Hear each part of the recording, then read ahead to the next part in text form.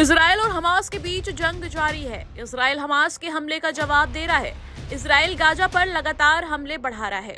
Israel का मकसद Hamas का खात्मा है और इजराइल के पीएम बेंजामिन नेतन्याहू भी कह चुके हैं कि हमास को इजराइल ऐसा जवाब देगा जो वो पीढ़ियों तक याद रखेगा। इस जंग में इजराइल के साथ दुनिया का सबसे शक्तिशाली देश अमेरिका भी है। अमेरिका के राष्ट्रपति जो बाइडेन ने हमले के ठीक बाद बयान जारी कर कहा है कि वो इस जंग में इजराइल के साथ हैं। इस बीच अमेरिका ने एक बार फिर से इजराइल को लेकर बड़ा बयान दिया है।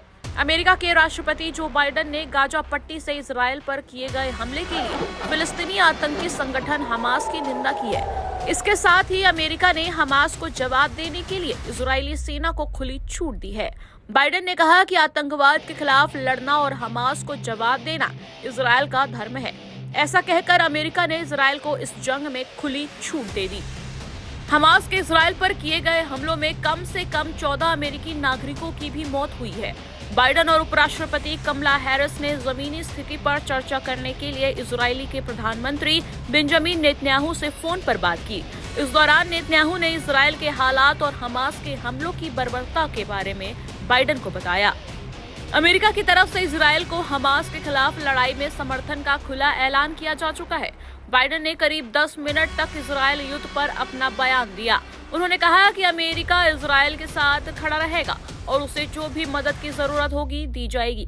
बाइडेन ने कहा कि लड़ाई में कम से कम 14 अमेरिकी मारे गए हैं जबकि अन्य को बंधक बना लिया गया है।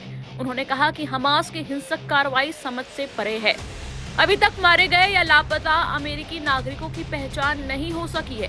व्हाइट हाउस में बाइडेन ने अपने भाषण में हमलों की तुलना आईएसआईएस के सबसे बुरे विनाश से कर डाली। ऐसे में अब हमास का खात्मा होना पक्का है। इजराइल को जिस तरह अमेरिका ने खुलेआम छूट दी है, इससे साफ है कि इस जंग में इजराइल अब हमास का अंत करके ही दम लेगा। टाइम्स नाउ भारत डिजिटल की रिपोर्ट।